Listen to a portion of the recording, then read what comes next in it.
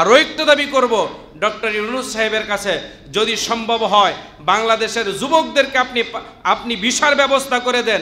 দেখেন কত লক্ষ যুবক বাংলাদেশ থেকে ফিলিস্তিনে চলে যাবে, সেখানে ইসরায়েলের বিরুদ্ধে তারা সেখানে গিয়ে জিহাদ করবে এবং ফিলিস্তিনি মুসলমানদেরকে রক্ষা করার চেষ্টা করবে। কথা বলেন ঠিক কিনা? সেই ডাক যদি আসে, আমাদের এখান থেকে যাওয়ার মতো লোক আছে কিনা দেখি তো। আল্লাহ তাআলা আমাদেরকে কবুল করুন, বলেন আমিন। অভিশপ্ত ইহুদিরা আজ চলমান যে হামলাগুলো, তারা মা বোন এমনকি শিশুদেরকে যেরকমভাবে তারা হত্যা করছে, প্রতিদিন আপনি মোবাইল খুললে দেখবেন যেরকমভাবে নেটের মধ্যে এগুলো দেখা যায়। আমি আমার কলিজার টুকরা রুকাইয়া আমিন ফারিহা মনিকে হারিয়ে যতটা আমি কষ্ট পেয়েছি, আমি সেগুলো যখন দেখি আমার ঠিক ততটাই কষ্ট লাগে। এই বাচ্চাগুলোকে, শিশু বাচ্চা পাথরের নিচে পড়ে আছে, এরকম দেখলাম যে পাথরের নিচে পড়ে আছে, একটা কুকুর তার জামার মধ্যে কামড় দিয়ে তারপরে পাথর থেকে বের করে নিয়ে তারপরে আশ্রয় দিচ্ছে।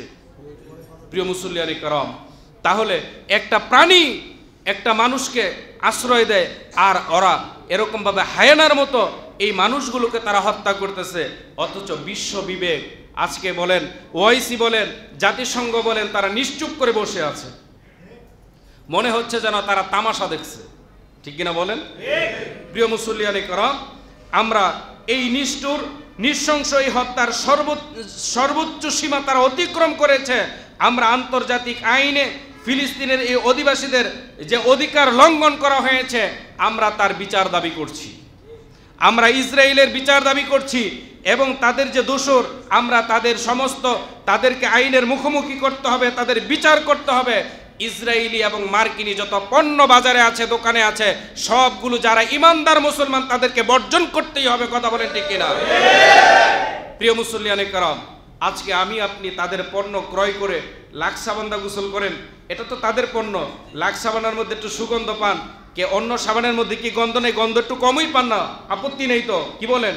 এরকমভাবে পেপসি, তারপরে কি টুথপেস্ট, এরকমভাবে আপনারা এগুলো জেনে নেবেন। এগুলো বলতে গেলে অনেক সময় লাগবে, এগুলো জেনে নেবেন। তাদের পণ্য, মার্কিনি ইসরায়েলি সমস্ত পণ্য, এগুলো বর্জন করতে হবে। আমাদের দেশীয় যত পণ্য আছে এগুলো ব্যবহার করবেন। এতে আমাদের দেশের অর্থনীতি সমৃদ্ধ হবে আর তাদের অর্থনীতি কমবে। কথা বলেন ঠিক কিনা? কারণ এই মুসলমানদের অর্থ দিয়েই কিন্তু তারা মুসলমানদেরকে মারছে। প্রিয় মুসল্লিয়ানে کرام, আমাদেরকে সচেতন হওয়া দরকার। আল্লাহ তাআলা বলেন, ওয়ালা তাহিনু ওয়ালা তাহজানু ওয়া আনতুমুল আ'লাউনা ইন কুনতুম মুমিনিন।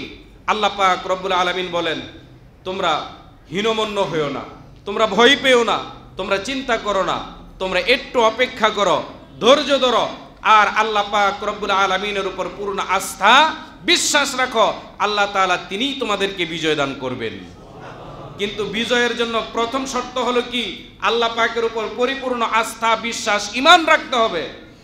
আর যদি আমরা উপর দিয়ে দেখাইলাম যে ঈমান আছে, ভিতরে ভিতরে আমরা তাদের সাথে লিয়াজও করলাম, আছে না নাই? ভিতরে ভিতরে লিয়াজও আছে না? এই ভিতরে ভিতরে যদি আপনি লিয়াজও করেন, আল্লাহ কখনোই দিবেন না।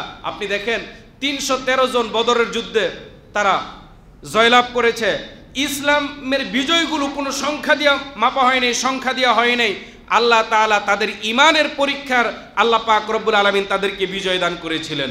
বর্তমান পৃথিবীর মধ্যে 200 কোটি মুসলমান রয়েছে, তারপরেও ইহুদি কত? মুসলমানের চাইতে বেশি না? বেশি না, 1 কোটিও না। আর যেখানে মুসলমান 200 কোটি, তাহলে 200 কোটি মুসলমান থাকার পরেও মুসলমানদেরকে ইহুদিরা মারে, তাহলে বোঝা গেল মুসলমানদের মধ্যে ঐক্যবদ্ধ নাই, মুসলমানরা এক নাই, পৃথক হয়ে গেছে, তাদের সাথে তলে তলে কাজ করে, যার কারণে মুসলমানদেরকে তারা মারে। প্রিয় মুসল্লিয়ানি کرام, এই পৃথিবীর মধ্যে দাজ্জাল আসবে, আসবে না? দাজ্জাল আসবে। এই দাজ্জাল 4টা জায়গার মধ্যে দাজ্জাল যেতে পারবে না। দাজ্জালের আয়ত্তের বাহিরে 4টা স্থান। 1 নম্বর খানায়ে কাবা, 1 নম্বর, 2 নম্বর মসজিদে নববী, 3 নম্বর হচ্ছে মসজিদে আকসা, আর 4 নম্বর হচ্ছে মসজিদে তুর। মসজিদে তুর, এই 4টা জায়গা ছাড়া দাজ্জাল সব জায়গার মধ্যে সে ঢুকতে পারবে, কাজ করতে পারবে।